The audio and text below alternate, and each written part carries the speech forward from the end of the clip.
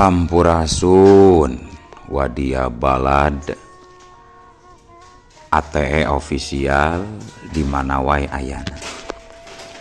Alhamdulillah wa syukru ala ni'amillah. Kalayan diwuwuh ku qabul anu maha agung, dibarengan ku pangijabah anu maha kawasa. Diiring ku kadeudeuh ka Nyaah Gusti anu maha suci, urang ayeuna dugi kadangat ayeuna masih keneh tiasa ditepang dangukeun deui dina acara anu matuh kamemet urang sadayana, nyatana dina pagelaran dongeng Sunda jejer carita Iblis Jatuh Rawarontek. Ayeuna bagian anu ka 70 hiji nanya pamiarsa. Ieu dongeng mangrupikeun buah karyana Aceh Lasmi Indri ti Palihan Bandung. Kangge Aceh Lasmi ngahaturkeun rewu nuhun laksaketi kabingahan, rehna parantos ngintunkeun naskah sakaligus ngawidian mamang kangge medar ieu dongeng dina kandaga ATE official ieu. Atuh sumangga kanu teu acan subscribe kantun subscribe heula. Ngarah langkung pogot sareng langkung sumangat deui ka si mamangna dina enggoning medar ieu dongeng.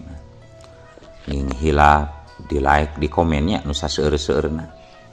Lainna naon, mamang masok bingah gitunya upami maosan komentar-komentar ti para wargi sadayana teh. Kalintang bingahna deui upami mah link video mamang ieu dipangeserkeun atanapi dipangbagikeun. Atuh ngarah teu nyangkolong tingkana waktos sumangga ayeuna mah urang lajengkeun deui dongeng Iblis Jatuh Rawarontek jilid kadua bagian anu ka 70 hijina. Kumaha salajengna sor cekopina betot simbutna pagan heula tali kolorna bisi morosot merezel morozol uzel uzelan di tengah jalan tumpak dung dung tas.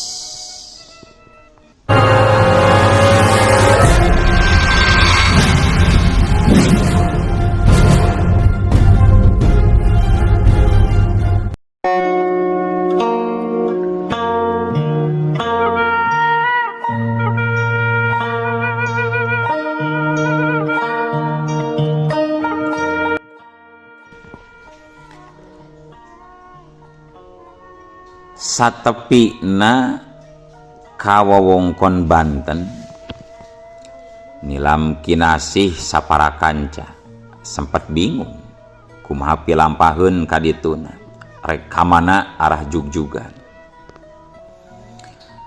Asa kaingatan Ratu Durgalarang nyarankeun supaya sindang heula ka Karaton Kasultanan Banten. Bubuhan Ratu Durgalarang pernah mimpin Karaton Parakan. Sahanteuna manehna pasti wanoh karengrengan ka Karaton Layan, boh ka Karaton Kasepuhan Cirebon atawa ka Karaton Kasultanan Banten. Kieu atuh da dinten teu oge urang tetep butuh jalma anu bisa nuduhkeun di mana pernahna patilasan Eyang Siliwangi. Jadi urang nyobaan we sindang heula ka Karaton Kasultanan Banten. Sesuganan di ditu engke anu apaleun di mana lebahna patilasan. Cek Ratu Durgalarang. Nya ari abdi mah ngiringan we. Ngiringan we kumaha saena Gusti Ratu. Walau nilam kinasih henteu baha. Nya kalaresan di Kasultanan Banten teh aya saurang pini sepuh anu kawilang luhung ilmu jembar panalarna. Upami telepat mah jenenganana teh Eyang Jayadipa. Da Eyang Prabu ge kantos wanoh ka eta Eyang Jayadipa. Engke di ditu urang tiasa tumaros ka anjeunna soal patilasan. Kula yakin Eyang Jayadipa pasti apaleun di mana lebah-lebahna patilasan Eyang Siliwangi. Sambung Ratu Durgalarang. Mohon mangga atuh Gusti Ratu. Pungkas Nilam Kinasih bari ngareret ka Ki Jatnika pok nyarita.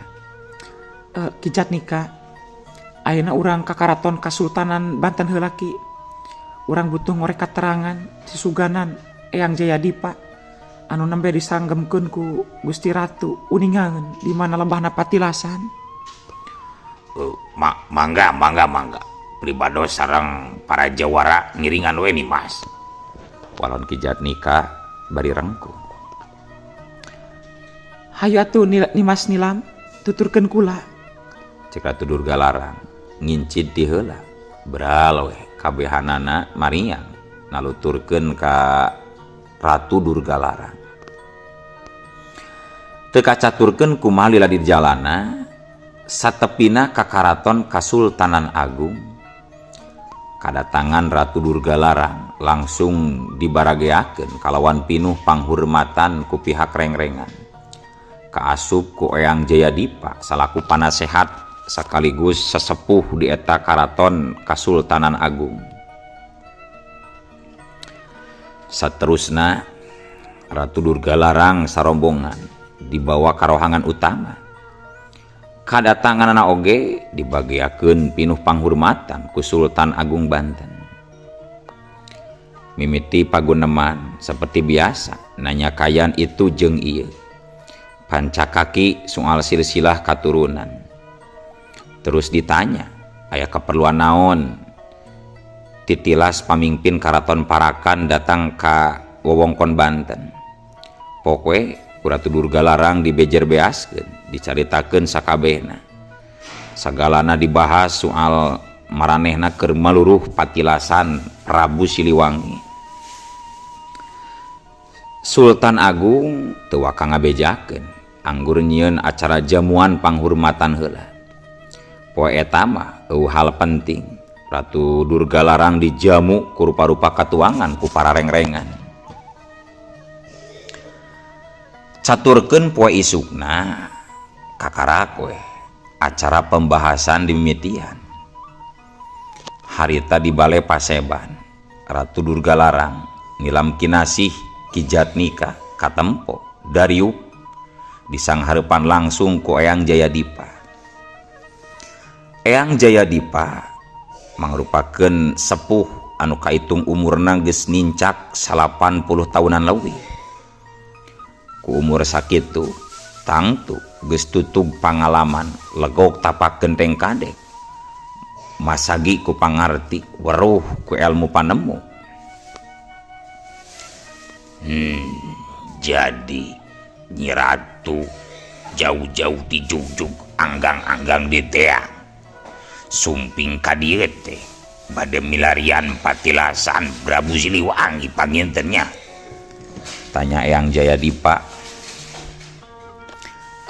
Mohon Ki Sepuh teu kapindo. Walon Ratu Durgalarang. Naon nu ditaroskeun ku Nyi Ratu?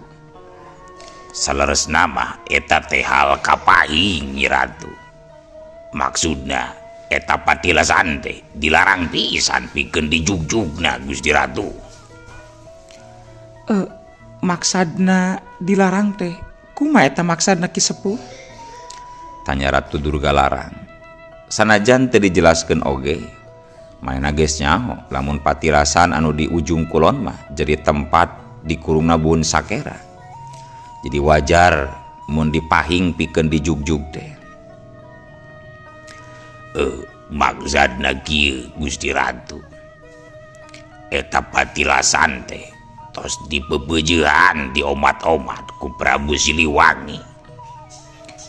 Ku anjeunna nyalira ti kapungkur waktos anjeunna masih jumeneng keneh. Saur Gusti Prabu Siliwangi saurna omat cenah ulah aya saurang oge nu kumaha ngalanto ka pelebah dinya. Eta tempat tos dipahing pikeun di Jugjug ku sabaya oge Nyi Ratu. Soal eta sakedikna abdi ge tos paham Ki Sepuh. eta patilasan dugi ka dipahing kitu teh. Dugi ka dipahing pikeun dijugjug. Alatan eta patilasan teh tempat dikurungna Bun Sakera pangentennya Ki Sepuh. Jelas Ratu Durgalarang. Tah, gening Nyi Ratu, apalnya lira, terang dugi kapala badinya. Memang leres, eta patilasan teh jadi tempat dikurungna Bun Sakera Nyi Ratu.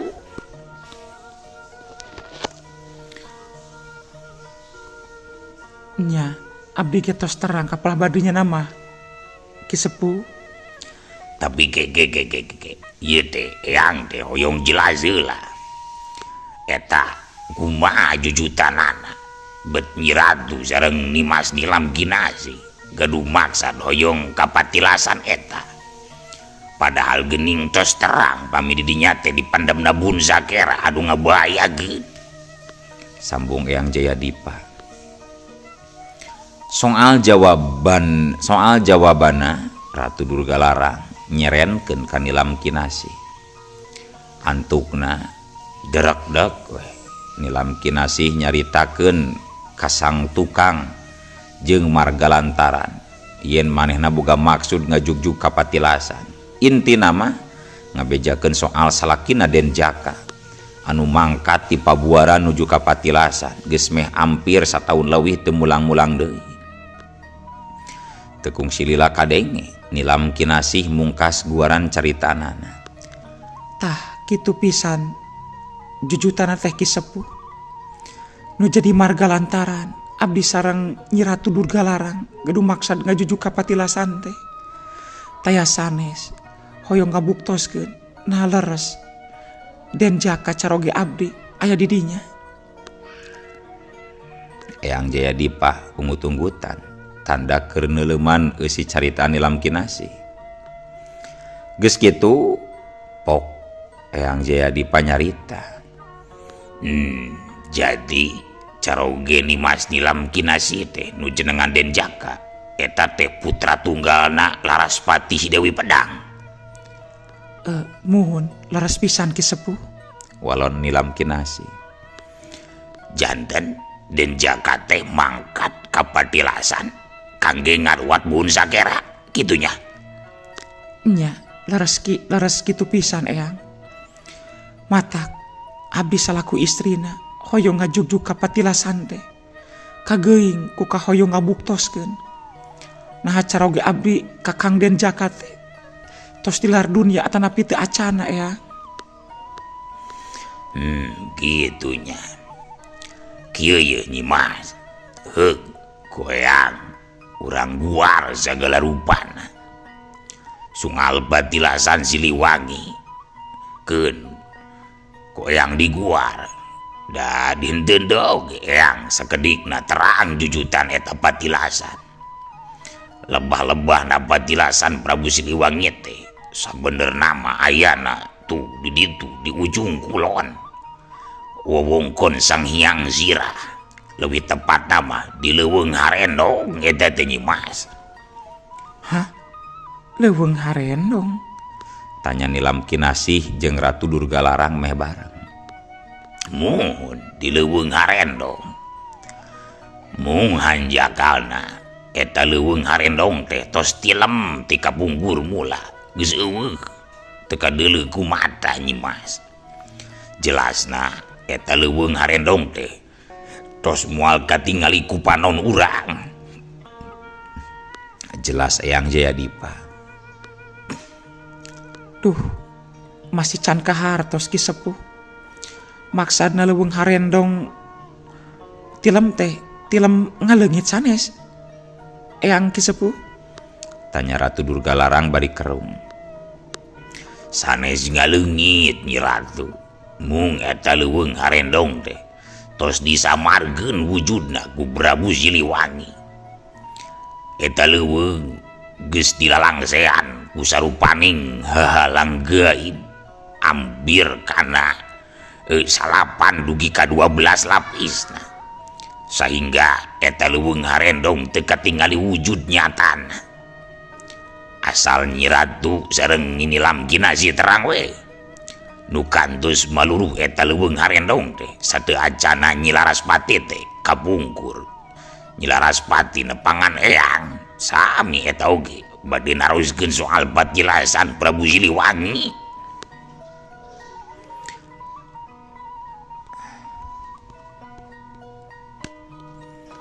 Nepi kadinya Eyang Jayadipa ngahulang heula. Manehna keur nginget-nginget deui mangsa lawas di mana dina hiji poe kadatangan ku Laraspati si Dewi Pedang. Geus kitu pok kadenge deui Eyang Jayadipa cumarita. Kieu ieu Nyi Mas, Nyi Laraspati teh sumping ka eyang. Sami eta ge naroskeun patilasan.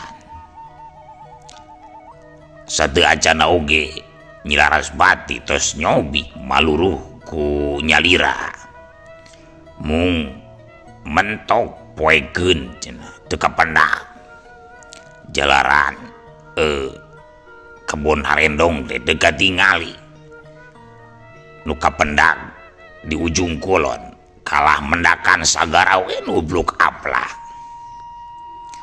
Mimiti nama eyang teh teu ngawartoskeun di mana-manana lebahna eda padilasan.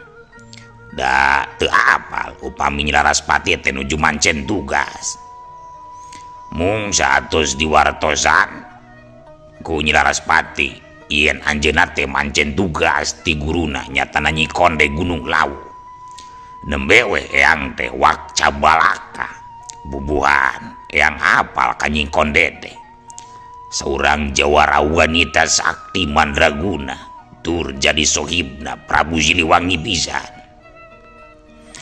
Atuh eta Nyi Laraspati ku eyang teh diwartosan yen upami patilasan teh ayana di leuweung harendong. Mung eta leuweung teh moal bakal katingal sanaos ku kasaktian ilmu paninggal netra sakumaluhungna oge. Reg nepi kadinya Eyang Jayadipa ngerehuh narik napas panjang. Teras kumaha salajeng Ki Sepuh? Tanya Nilam Kinasih bangun teu sabar. Tah ku eyang teh diwartoskeun we ka Nyi Laraspati. Saur eyang teh pami Nyi Konde oge kantos 2 kali nuju ka patilasan teh. Malahan Nyi Konde titip beja ka eyang. Upami nuju ka patilasan teh teu sagawaya jalan, tapi boga jalan khusus mun hayang nepi ka patilasan.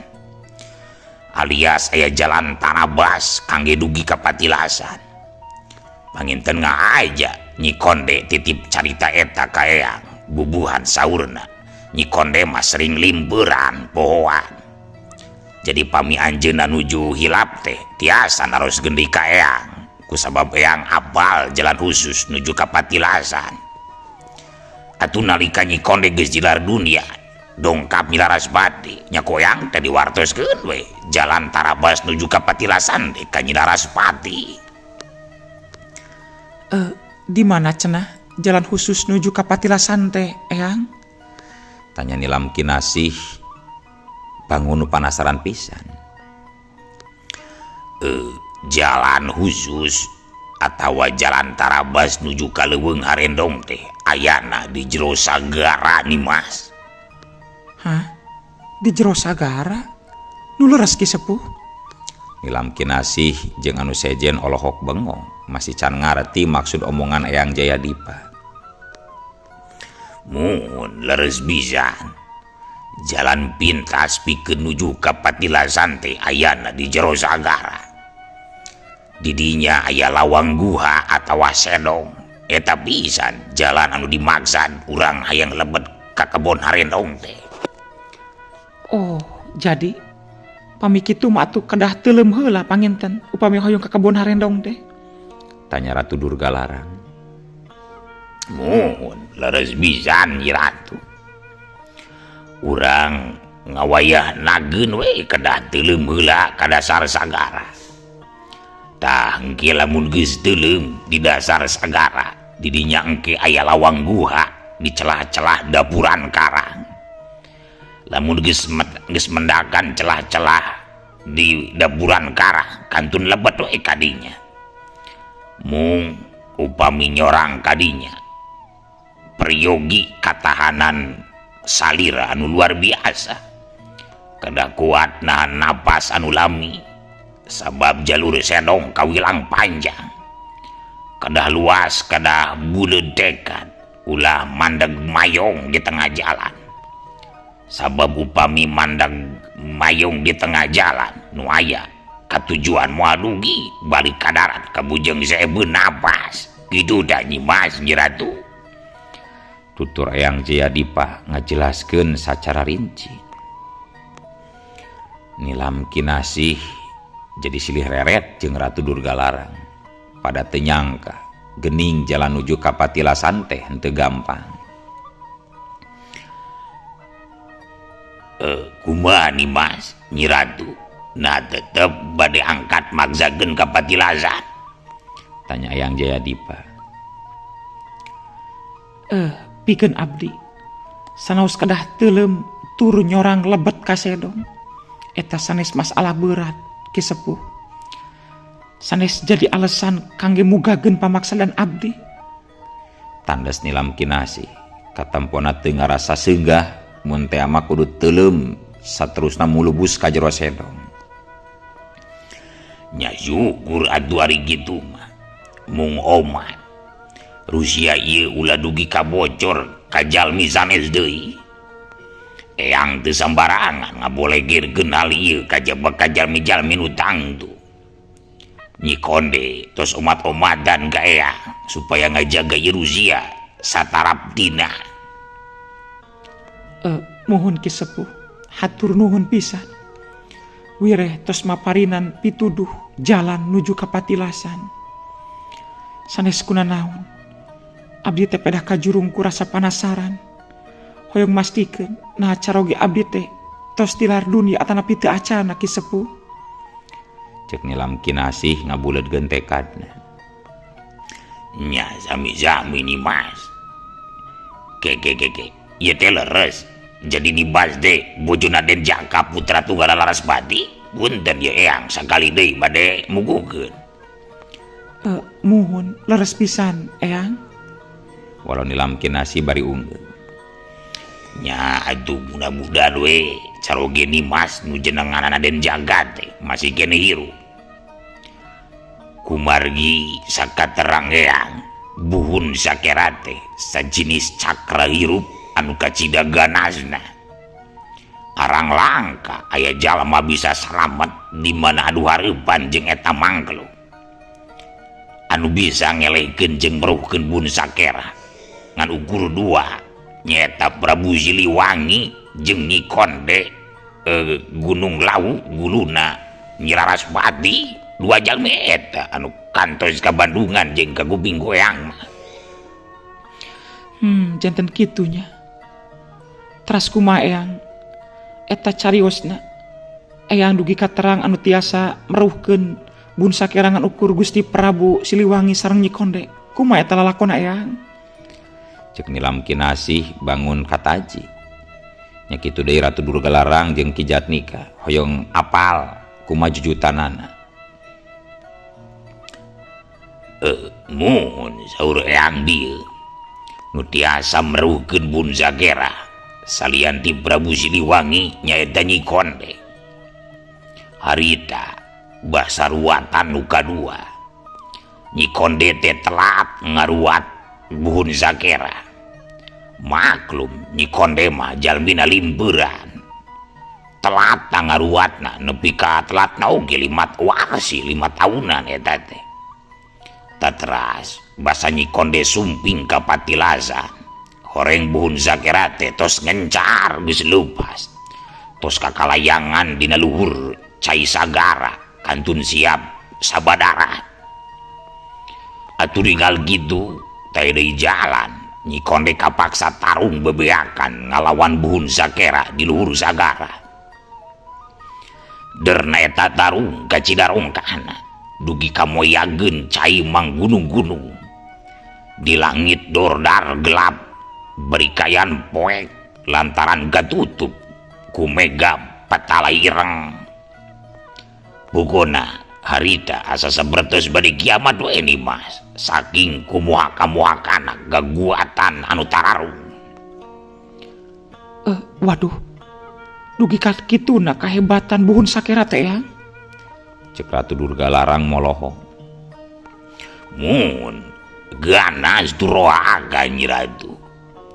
Pokona pedaran tarung antara Nyi Konde jeung buhun sakera geus sanes tarung sajenis ilmu silat deui.